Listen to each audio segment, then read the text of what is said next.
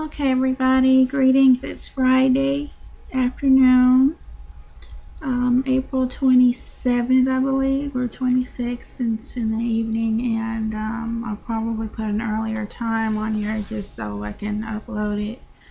But I just want to thank everybody for your support, and I'm calling in today because I want to speak on a few things and kind of finish up. Over the past couple of years, 3 to 4 years, hopefully, if you're a listener, and I see that some of you have been downloading my calls, which is very good, quite a few, maybe over total for all the calls that I did in the past, maybe about 40 to 50. So that's good with me not actually having really sent any emails or anything. So I just want to thank all of you that have downloaded these links that are maybe victims, or maybe knowledgeable of the issue of targeting. Now that Americans are coming forward, including Congress, Representative Jim Gass, that's one of the first senators that I recognize is recognizing this issue with a letter that one of the speakers on talk show had advised that victims seek and print and hold and give to whomever they felt like they should give it to, a family member or not, so they could advise the family member of what they were going through. He was one of the only representatives that I had discovered that would discuss this issue, and we know that Clinton, during his term, discussed briefly America's role in terrorism and torture on innocent American citizens. So now I guess Obama is going to start touching on the subject. I saw a video that was on whitehouse.gov, and I don't want to get too political. I'm just doing this because it's my duty to protect my family, and I can't do that if I can't protect myself. So I'm touching on these issues because I know you all have lives, everybody has lives, and people are dying all around us. Children are being killed, innocent kids, and so much is going on. So I want to sum everything up so it doesn't appear like we're going in circles here and that we're getting somewhere. But I also did a new petition in regards to the torturing and trafficking, human trafficking of people in the United States, which may involve various competitive sources and government sources, military. So what I want to do now that we know those issues are issues, and we have more information, and people are becoming brave to tell their own stories, and even those that work for the military and the government are telling their parts of the stories. A lot of senators and people, they write books after they leave the office, and I'm assuming they do that to protect themselves. But in my opinion, if they want to get rid of you, they're going to get rid of you. We know what happened with 9/11, and we know that America has a lot of problems. But the issue is people in power abusing their authority and not caring enough about what happens to the average citizen or people who are just minding their own business and living their lives.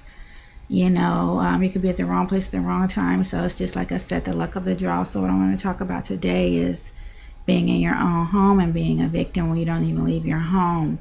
We can't control everything that happens around us, but when you're in your own home, I feel that is where they should draw the line. You're in your own home. They're not just listening, they're looking inside and taking advantage of opportunities. So if you're an unwilling victim and you have a family and you're being victimized, I'm sure that's something that you would detest. And then there are also the issues of people being targeted from the government because they're activists, and that they need to basically, or their media people they're just not wanted. They're minorities, and they're the white people, supremacists, are still in control, and they get rid of who they want to get rid of. So fortunately, there are some white people that I do want to commend today that are coming forward and speaking on this issue. I'm not giving kudos to anyone because I feel that this is an issue that took too long to really surface like it has. So those are the issues I wanted to touch on. The petition. I also want to mention, and I did a previous recording about the nuclear weapon. I also, I think on one of my sites I posted some information about the nuclear.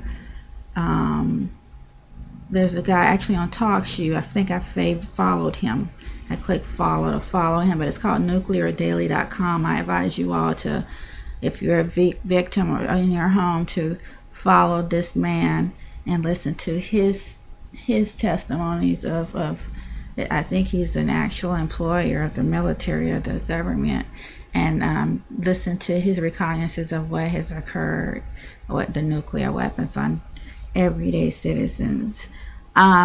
People can say I'm tattletelling or whatever. I don't care, because one thing I know is nobody was born with gold in their mouth. And if somebody gets to a point where they have the ability or the money and funding to do certain things, that does not mean they own a human being. And I have not been purchased. I did not sign anything to be purchased. So no one owns me. And so now that we know who our captors are and our predators are and our oppressors are, let's do something about it. They can't fight for civil rights and equality and humanity for all 1 second and then want to just devour or take over a whole person's life. Now, once again, we can't control people who just want to murder and who are just bona fide killers. I don't have all day and a lifetime to sit here and analyze every person in the world. There are good people, there are bad people, but let's take it to the issue of your home being violated, your bank accounts being violated, and your children being violated, and you being violated. And that's just what it is. And I'm going back so far as to when I was a young teen.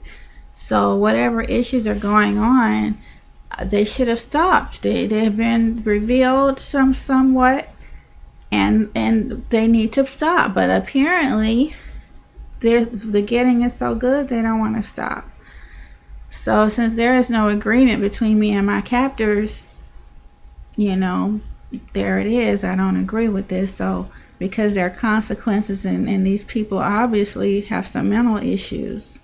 So since I can't convince them to stop the torture, I don't have the time, I don't have the energy, and then why would they listen anyway? All I can do is pray, and all we can do is to continue to humanize the victims and dehumanize and demonize the captors and the oppressors, because that's what they are, demons.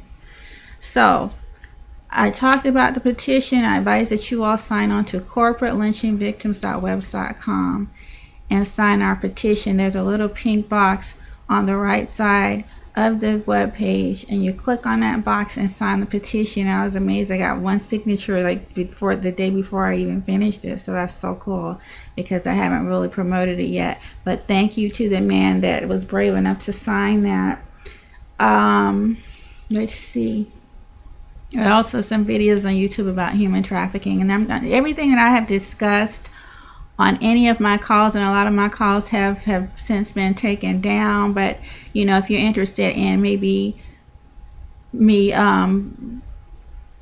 republishing those calls, I will. Just let me know or email me at focusfair@yahoo.com, and I'll be glad to email you the track, or I'll upload it again, or reveal it. It's still there. It's just hidden, because